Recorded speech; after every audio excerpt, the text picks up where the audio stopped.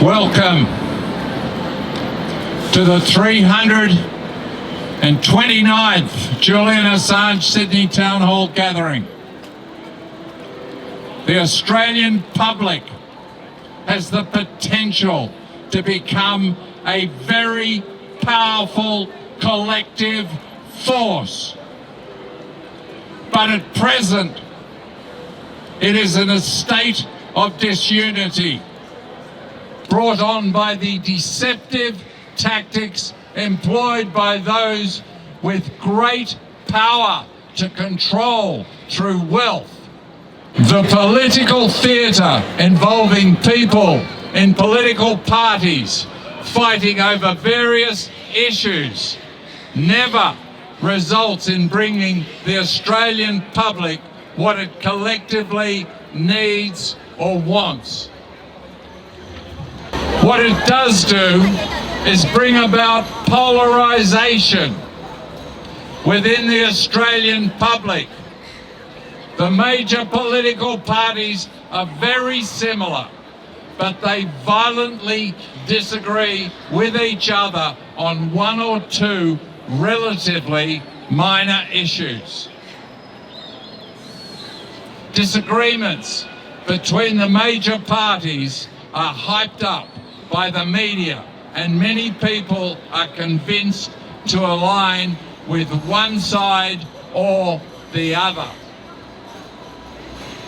The political point scoring of opposing major political parties serves to heighten feelings among the party supporters, which leads to polarization.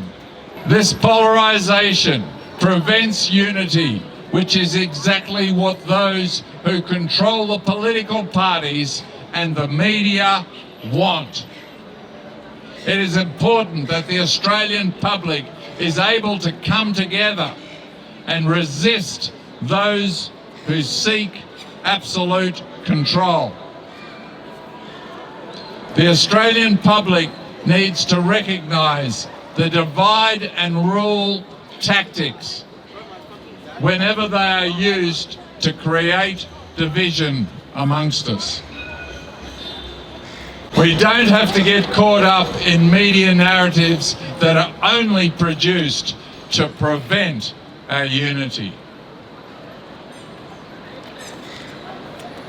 We need to engage in community-based initiatives like the Free Speech Zone right here at Sydney Town Hall. We can learn from one another, and what we learn in this way will serve us well. The Assange movement continues. Free, free, free the truth. Free, free, free the truth. Free, free, free the truth. Thank you. Dan Duggan has been in jail for 3 years and 4 months. Today is Safrine Duggan, his wife's birthday. It would be a magnificent and politically constructive move for our Attorney General to release Dan Duggan from jail today. The man is not a flight risk. He has a wife and 6 school and university age children to look after. This man is not going to abscond. So today, on his wife's birthday, I am reaching out to our Attorney General to release this man, and in fact our Prime Minister. This is a national disgrace.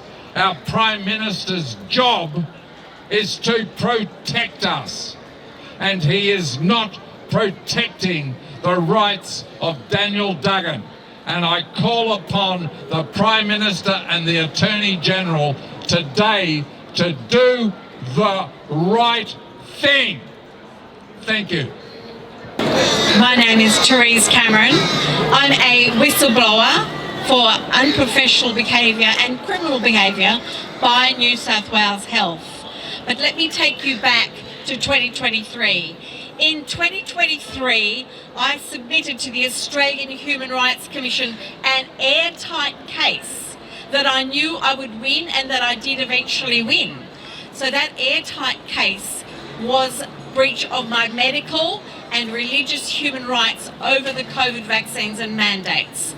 Now the reality is we believe that in order to make that COVID vaccine, they used at least 200 attempts to extract samples from live fetuses, live babies. Now, what they do to get that live fetal sample of the tissue is they go into the sternum. The live aborted fetus has to be alive to get the live sample. So they put a needle in to the sternum and pull out that sample. It is the most painful thing I have ever seen in my 40 plus years of nursing, is an extraction from sternum of sternal tissue. This is sadistic in the extreme, and yet this is what was used in our COVID vaccines. And I asked our politicians, I wrote to them and said, where did these babies come from? Were they Chinese political prisoners? So 240 samples is a lot. Now we know with one of the other vaccines, I think it's the MMR, that they actually had 8 attempts, and that particular fetus was in the United Kingdom, a woman in a psychiatric unit. So her little boy was aborted. They used the baby to try to get the extraction out, and they keep regrowing those samples. So that was 8 attempts. So with these babies, with this religious human rights win that I won that is being so censored, were these Chinese political prisoners that were used, and how many children, what consents did the parents give? I wrote to the government asking for this information. Nothing was provided. The fact that I eventually went to the Human Rights Commission and won my case speaks volumes to the fact that baby fetal tissues were used. The fact that it's extremely sadistic, the way that they do it, is really disappointing and very, very concerning. Now, what happened after I put in the case is I did happen to get a job with New South Wales Health in Far West New South Wales. I had a contract with an agency.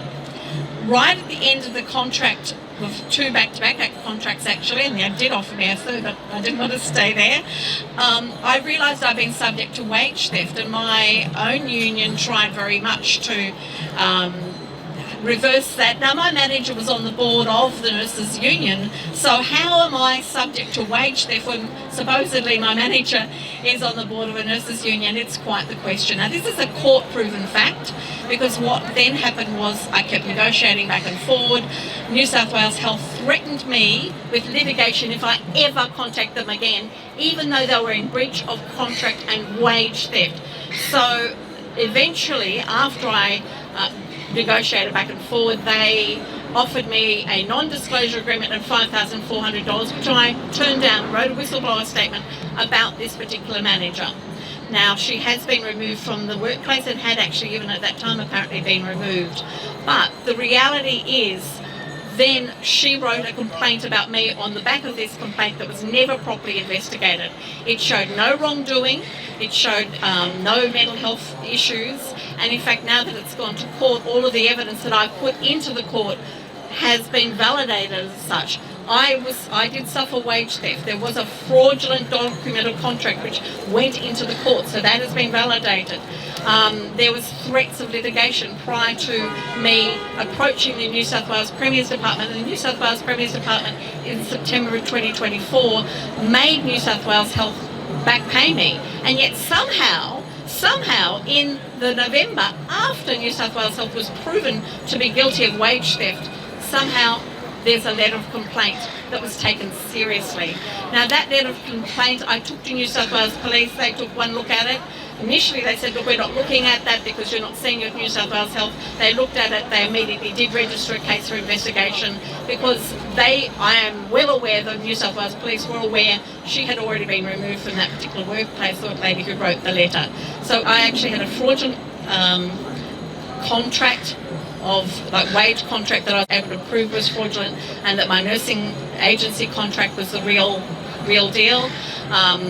And then after writing a fraudulent contract, there was a fraudulent letter of complaint that had all sorts of information in it that I was able to validate was not true. So it's quite an issue. That has now been, the complaint went through to the XCCC. They dropped the case because you can't actually use a hearsay complaint. It doesn't stand any court of law. They apparently found no wrongdoing as such, and there was no wrongdoing. But on the 31st of March in 2025, after I said, well, you still owe me the rest of that money because you have not paid me to my lawful Because legally you actually have to pay somebody to their actual lawfully attained qualification. Now, I attained clinical nurse consultant, and I had worked in New South Wales Health at that level, and I'm actually not just the first nurse in New South Wales, but the first nurse in Australia to be issued a Medicare provider number. That was issued under a diabetes educator status, not the status of nurse practitioner, which is slightly different. Nurse practitioners did not come into existence for another few years. So here am I, supposedly good enough to get a Medicare provider number, but somehow the first and only complaint that's ever gone in about me, written by somebody who had already been removed from her job, is taken seriously. We've gone back and forth to the court. They've provided no actual clinical evidence whatsoever. They've subpoenaed evidence they thought existed and realised it doesn't exist. They did 2 subpoenas, and on a hospital where my cousin happened to be on the board, trying to say that I'm mentally ill. So they have not got the evidence. Now, I actually do have evidence that New South Wales Health themselves have been using my business name extensively, and that somebody won a Premier's Award back in 2015 in my business name, and I've submitted part of that as part of a complaint to APRA. So New South Wales Health are in breach of conflict of interest, because they've been getting they've been publishing research, apparently, my understanding, getting research grants in my business name, which is Diabetes Alliance, ASIC registered business name. So I'm in a very difficult position where they've, I'm saying they're being quite not as honest as they could be would be an understatement. The fact that a whistleblower can be put upon in this way is a really big concern. So I'm asking for as much help as we can get. Now, back to the Human Rights Commission case. In May of 2024, the case was heard. It is now under a non-disclosure agreement as such, but I can still say and tell you that how and why I won is because of the fetal cells and the number of attempts, which were apparently, as I said, was at least possibly 240 attempts just for one of the vaccines to get a live fetal cell. Apparently they grow the viruses on those fetal cells. Who knows why they do that? The process itself is horrible to think that actually could even happen on this planet. It's really a big concern. And as I said, were these Chinese political prisoners? Where did these babies come from? And why were the public not told? Why are doctors not aware? Why are our nurses not aware? So please make sure you educate your doctors and nurses that it's a long history of using fetal cells in vaccines. They're now trying to maybe stop doing that, which is nice, but there's still some vaccines that do have fetal cells. So I'd like to thank you for listening to me today, and certainly I'm looking for some help. If anyone wants some interviews, like how I explain it for the human rights case, that would be fine with me. So thank you very much. Thank you.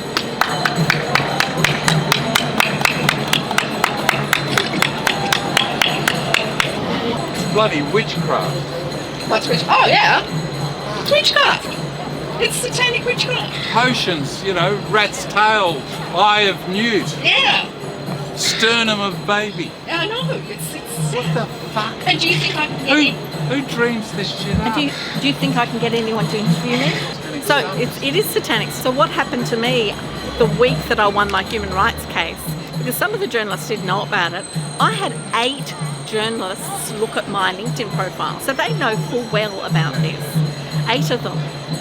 But I actually did speak to somebody who told me that, and I won't say which channel it was, but one of the channels, they had to sign an agreement not to do anything or say anything about the COVID vaccine to keep their jobs. Yeah. So to keep their jobs, some of these journalists they were silenced. And that's what I was informed. I was chatting in a swimming pool, but, you know, and so you don't know how truthful that is, but she said it was somebody she knew really well. I don't know how these people sleep at night. And we know that this must be heavily medicated. Yeah, well, who knows? And we know that this particular vaccine exacerbates cancers and causes turbo cancer. And that's how I was able to get my medical exemption, because it has come out that that's actually something that happens. It's just the way it's designed. And it sounds good, like the science sounds like, oh, yeah, that's fantastic that it does this and does that and it's going to attack the virus, but it also, unfortunately, has a similar effect with cancer, where cancers are able to run riot, which is a really big, it's really an issue. It's disappointing. So, and then the issue we have is if we have got corrupt people in our health system doing what's happened to me, so someone very senior producing a fraudulent document of contract, and that has been proven in a court that it was fraudulent and by the New South Wales Premier's office, and yet she's still on the board of the New South Wales Nurses Union. And it's, how does this even happen? I just find it incredible that there is this level of corruption. And she's, at least to New South Wales credit, she's not with them anymore. She was removed from New South Wales some time ago, but yeah, I'm very concerned. How did they get this person that was stood down to complain? She was stood down on 6 months leave. So I don't know how that happened as well. That would be very interesting to know how that happened, and that she could write a letter of complaint on a New South Wales letterhead, but it was signed off by more senior people who can be held accountable, because it was written as if she was still in the workplace, still at job. Oh, this is all recorded. It was written as if she's still working at the workplace, and yet as soon as the police looked at it, they're like, because they know why she was, they know exactly why she wasn't at the workplace and why she was removed. So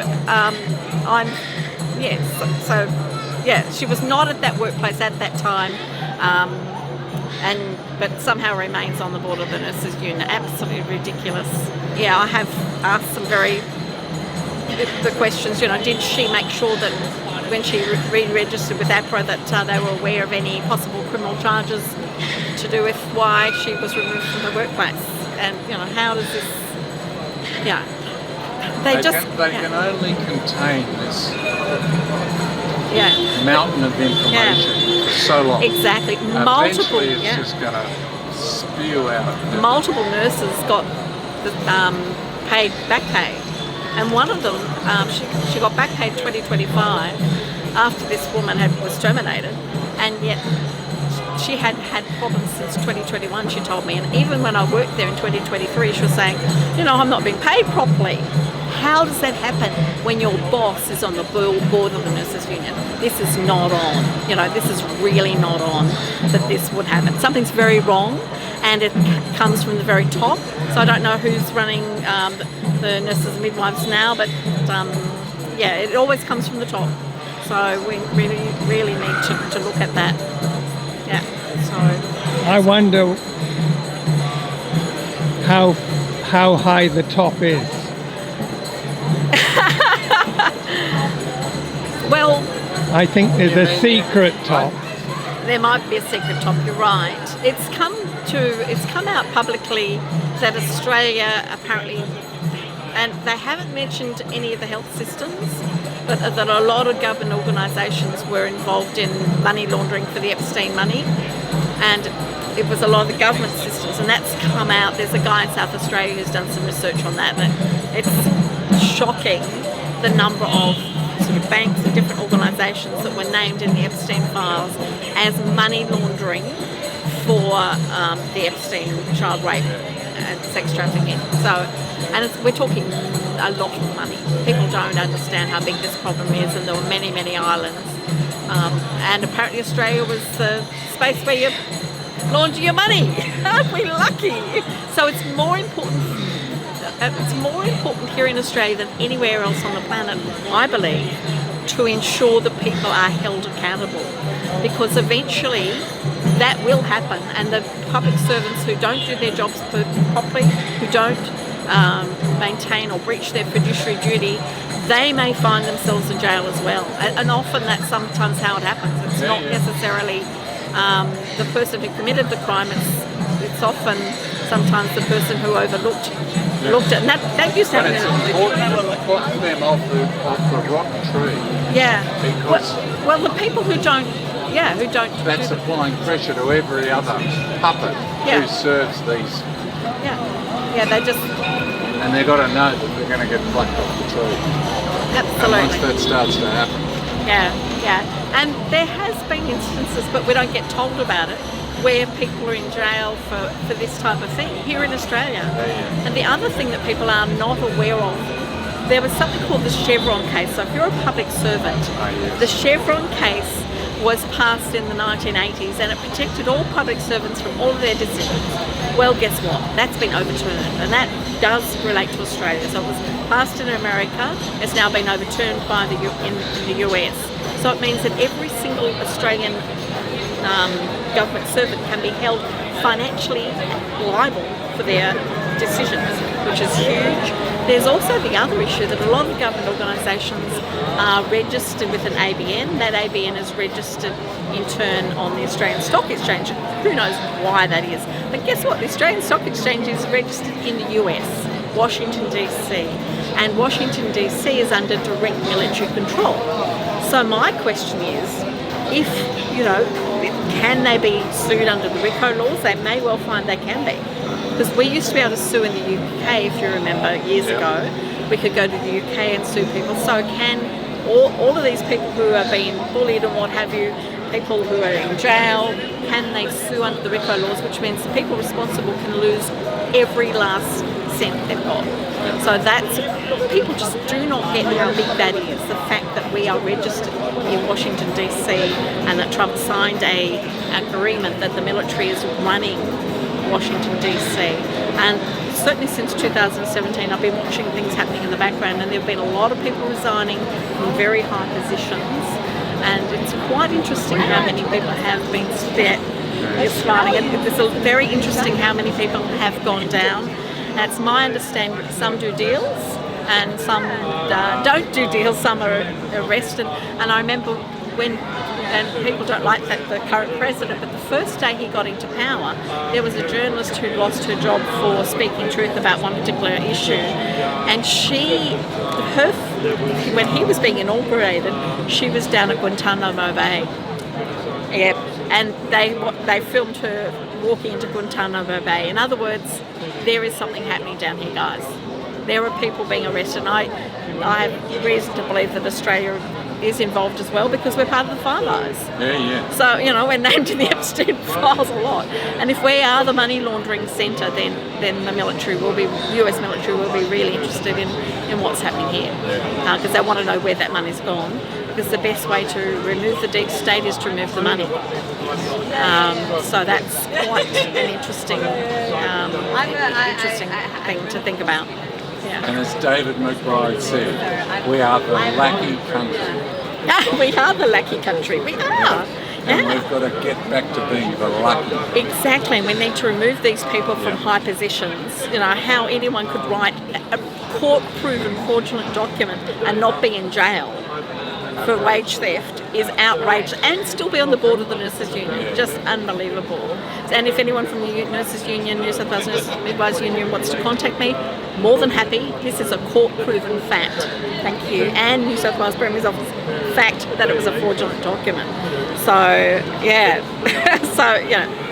We need to clean up this mess. What's the best way to contact you?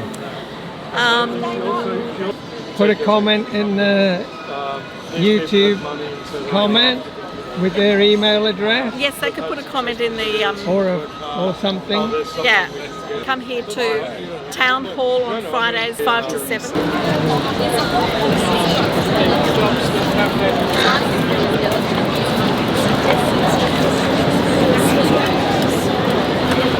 So when I worked at Concord Hospital many, many years ago, we became the first hospital in Australia to actually get sort of the computer system where we could put our notes into the computer and things like that. And we had 2 people on site from a company called Digital, and they were very proud of themselves. They were there for 3 months. We had been the military hospital, so I'm actually technically a Veterans Affairs nurse, and I still stayed apparently under that banner, not New South Wales Health banner, when New South Wales Health did take over the hospital. So we became the first hospital in Australia to get the computer system, and one day two of the people the two computer experts who had been doing that happened to be in my workplace, and they looked white, they looked in shock. They couldn't believe it. They had found that Ward 14A, which was empty at the time, 14B had patients but not 14A, Ward 14A, which no longer exists, had a full patient flow, cash flow, staff flow, employment flow, everything. It was as if it was a real ward. And they knew it was empty. But what was shocking them even more was the fact that within only about 3 more days, they were going off site, and every other hospital in all of Australia was going to be rolled out digitally, remotely. So how would anyone ever know which wards were real and which wards were not, not real? And I don't know what happened to those people. I know there was a bit of a kerfuffle at Concord Hospital at about that time, but I have no idea. And it never went public. Never went public. Whole fake ward. So how many other wards in the system? How many other research projects? If they can do that, and we're talking 1995, we're talking 30 years ago, if that's the control they had, and what did they? I think it was because we still had a lot of military people in the hospital, being a military hospital. What did one of the presidents say? Beware the industrial military complex. So who knows what was really going on behind the scenes? I certainly don't. Well, I was just a young nurse. The guy that wrote Yes Minister knew something, because they had in there a fully functioning hospital but no patients. I remember that episode in the Yes Minister where they had a fully... Because the patients were going to destroy the it was going to be really difficult with patients in there. I remember that, was so funny. There is a big issue in our systems. Yeah, definitely. So... Because that it's many hands make blood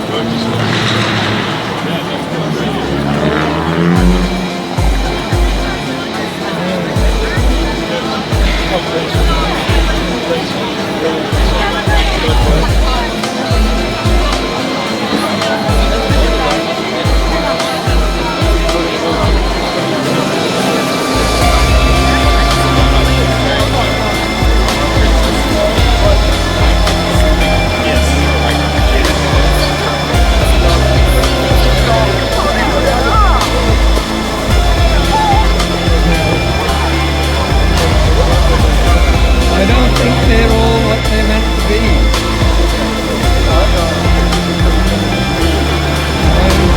Very naive. All very naive. Either are correct.